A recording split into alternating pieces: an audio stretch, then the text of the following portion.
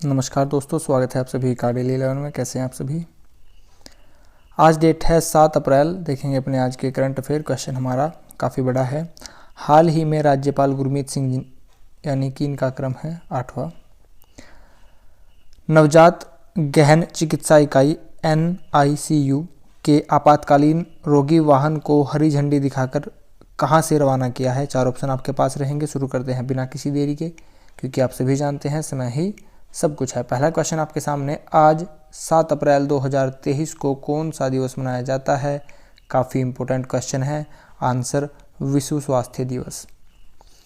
अंतर्राष्ट्रीय मानव बंधुता दिवस 4 फरवरी को मनाया जाता है और 4 फरवरी को विश्व कैंसर दिवस भी मनाया जाता है। इंपॉर्टेंट है, याद रखिएगा।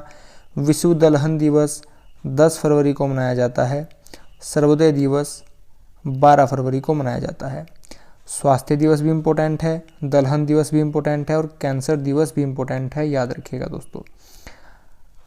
अप्रैल माह में जितने भी इम्पोर्टेंट डेज है आप यहाँ पर देख सकते हैं। 1 अप्रैल को विश्व मूर्ख दिवस और उत्कल दिवस मनाया जाता है। 2 अप्रैल को विश्व ऑटिज्म दिवस, अंतर्राष्ट्रीय बाल पुस्तक दिवस। 3 अप्रैल को विश्व पार्टी दिवस। 4 अप्रैल को खाद्यान्न जागरूकता दिवस। 5 अप्रैल को राष्ट्रीय समुद्र दिवस इम्पोर्टेंट रहेगा, याद रखिएगा। 6 अप्रैल को अंतर्राष्ट्रीय खेल दिवस इम्पोर्टेंट रहेगा। आज तो आपने देख ही लिया है, 7 अप्रैल को विश्व स्वास्थ्य दिवस। नेक्स्ट क्वेश्चन उत्तराखंड से। हाल ही में राज्यपाल गुरमीत सिंह जी ने कहां से नवजात गहन चिकित्सा इकाई के आपातकालीन रोगी वाहन को हरी झंडी दिखाकर रवाना किया। Option A Haridwar, B Dehradun, C Nainital, D Chamoli. हमारा यहाँ पर करेक्ट आंसर रहेगा ऑप्शन बी, देहरादून से ही इसको रवाना किया है दोस्तों।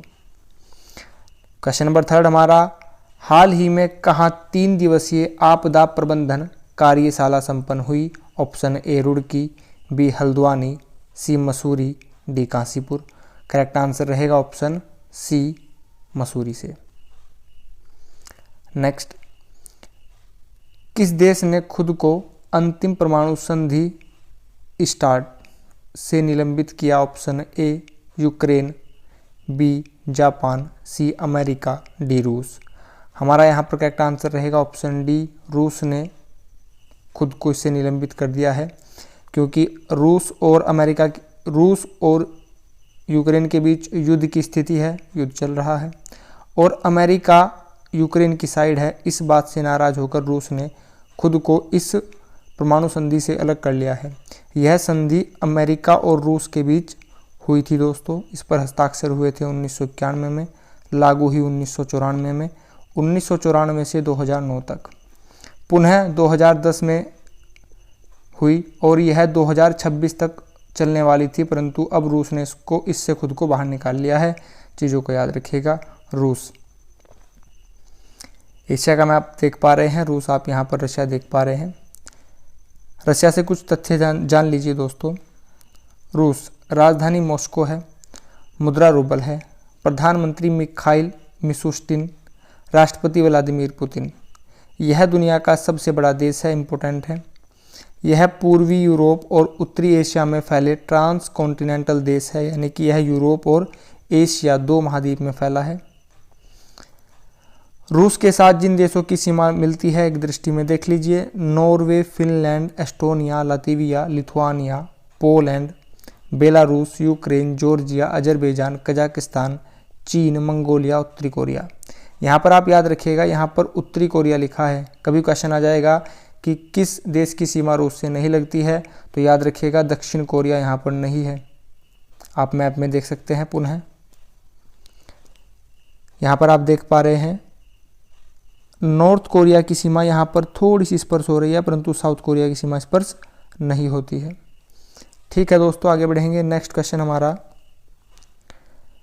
क्वेश्चन नंबर 5 हमारा, हाल ही में चर्चा में रहा शब्द ALHMK3 क्या है। Option A helicopter, B missile, C virus, D पनडुब्बी।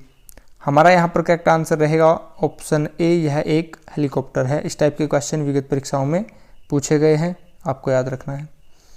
क्वेश्चन नंबर 6 हमारा, हाल ही में प्रधानमंत्री नरेंद्र मोदी ने कहा अल्जामिया सेफिहा के नए परिसर का उद्घाटन किया? Option A Ahmedabad, B Mumbai, C Guwahati, D Chennai.